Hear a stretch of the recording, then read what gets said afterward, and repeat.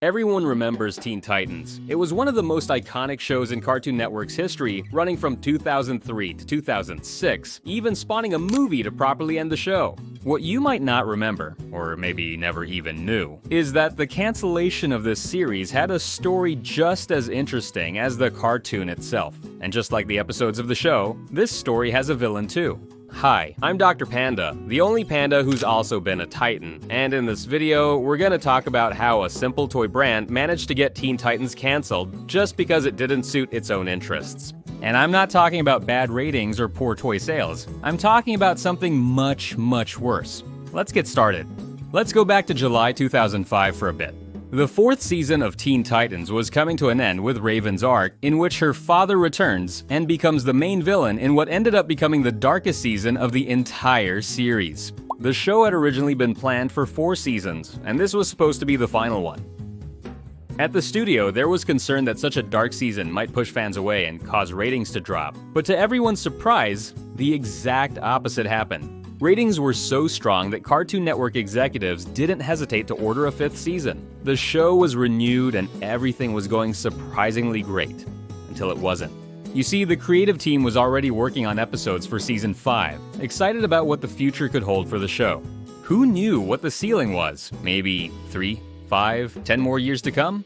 Teen Titans could become something legendary by exploring characters and stories that had never been touched in the series before. There were so many directions the show could go. But then came news that completely crushed the team's morale. A change of plans that seemed impossible to explain. Season 5 was now going to be the last.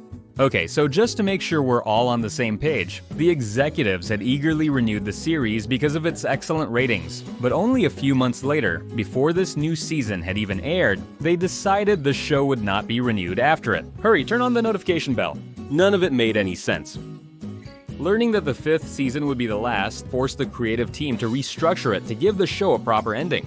This ultimately became the episode Things Change, in which Beast Boy reunites with Terra after she has lost her memory and tries to make her a Titan again, but she ends up rejecting him, forcing him to move on with his life away from her. And I'd love to give such a crushing ending a rewatch if you'd like to see that, so let me know down in the comments.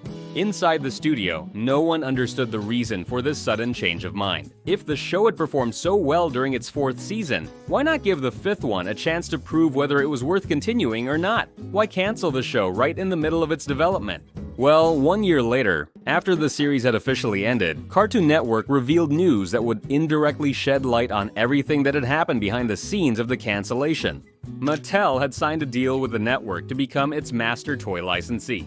This meant that Mattel would hold the toy licensing rights for Cartoon Network's original properties, in addition to having a first-look option on any new series produced by the network. This agreement gave Mattel exclusivity across many toy and game categories tied to these licenses, such as action figures, board games, puzzles, and youth electronics. The deal was extremely aggressive and showed just how interested Mattel was in Cartoon Network's properties. Although the toy brand had previously worked with Cartoon Network as an advertiser, this was the first time they would gain direct access to the network's licenses. And man, were they doing it in a big way. So, what does all of this have to do with the cancellation of Teen Titans? To answer that, we need to talk about the show's toy lines. Okay, so there were several lines based on the series, including the 3.4-inch ones that came with small vehicles for each Titan and larger figures ranging from 6.5 to even 10 inches tall. I owned several of these figures, and I loved playing with them until I accidentally broke the leg off a couple of them. I was little and careless. Leave me alone. Did you ever get any of these? The toy lines included a huge number of characters from the show, not just the 5 main members of the team, but also heroes from Titans East, as well as other allies and villains. I still can't believe I own the Master of Games figure in his final form, like after he has absorbed the powers of the other Titans who took part in his game. That's easily one of the best episodes in the entire series, so probably go give it a watch. But before you do that, there's something important about the contract between Mattel and Cartoon Network that I haven't told you yet. And it's something we can find directly in the announcement of the deal between both parties. Right here. Existing relationships for other original series will remain unaffected by the deal. The series Mattel gained access to through its deal with Cartoon Network were the ones that didn't have a licensing deal already, which were Foster's Home, Powerpuff Girls, Camp Lazlo, Ed, Ed and Eddie, Billy and Mandy, My Gym Partner is a Monkey, and Juniper Lee. As you can see, aside from Powerpuff Girls, the rest of these shows weren't particularly popular when it came to toys. I mean, I tried looking for my gym partner as a monkey ones and barely found anything. In fact, I don't even remember seeing toys for almost any of those shows during my childhood, which I think says a lot about how this deal initially worked out for Mattel. But while Juniper Lee was struggling to move toys, Teen Titans action figures were flying off the shelves. And proof of that is the fact that multiple different toy lines were released throughout the show's lifetime, maintaining a constant presence in major toy stores for many years. Mattel's problem started 2 years before announcing its deal with Cartoon Network on February 13, 2004, when Warner Bros. Consumer Products announced the launch of the first Teen Titans toy line produced by none other than Bandai America, one of Mattel's direct competitors. And yes, maybe Bandai had managed to get ahead of everyone else and secure the rights to one of Cartoon Network's biggest series, but the diabolical minds inside Mattel still had an ace up their sleeve. They offered to acquire the rights to all available Cartoon Network properties, on the condition that Teen Titans would be cancelled. And the thing is that Mattel's offer was no small thing. As I explained in my Danny Phantom video, animated series don't primarily survive on ratings, but on merchandising deals and especially toys. Cartoon Network had a huge business with Bandai thanks to Teen Titans toys. So successful, in fact, that even today, those figures still sell online for hundreds of dollars. But Mattel's offer was simply irresistible. They weren't offering to license just one series, but all of them. It was an opportunity Cartoon Network couldn't afford to pass up because there was no guarantee they'd ever get another chance to sell the rights to those shows in the future. But of course, that contract came with a clause. Cartoon Network had to put an end to Teen Titans. Now, here's the big twist. Mattel wasn't stupid. They weren't about to shoot themselves in the foot by buying licenses for cartoons that didn't perform just to hurt a competitor. As a publicly traded company, Mattel's executives had to answer to shareholders and couldn't afford to make reckless decisions. But as it turned out, they were being quite smarter than it initially seemed. They knew that Bandai's contract for the Teen Titans series couldn't be broken, but what if the series was cancelled and then rebooted? Technically, that would be an entirely new show, one Bandai wouldn't have the rights to. Mattel found a kind of loophole, if we can even call it that. Let me explain.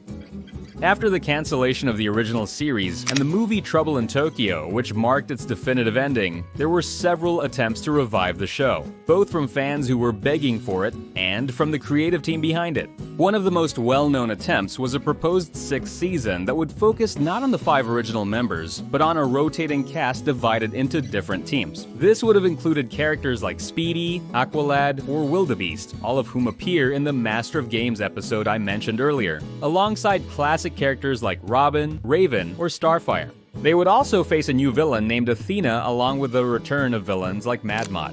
But even though the pitch was well developed with clearly defined plot lines, a holiday episode, and even a direct connection to the final Teen Titans movie, Warner was firm in its decision not to continue with the show, almost as if they hadn't even bothered to read the pitch, as if there were an external force pressuring them to stick to that decision.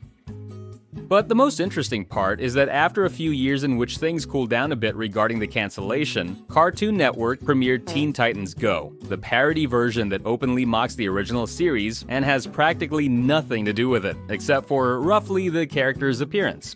As of today, the series has over 441 episodes and 9 seasons despite massive backlash from both fans and critics alike, while the original series that was beloved by the channel's audience only got 5 seasons and 65 episodes.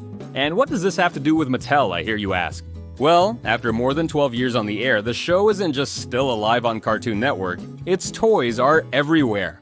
And it's no coincidence that the distributor of those toys is none other than Mattel itself, the intellectual author of this cruel murder, which pretty much proves they're an absolute evil mastermind. Now, do you remember when Mucha Lucha added the word gigante to its title?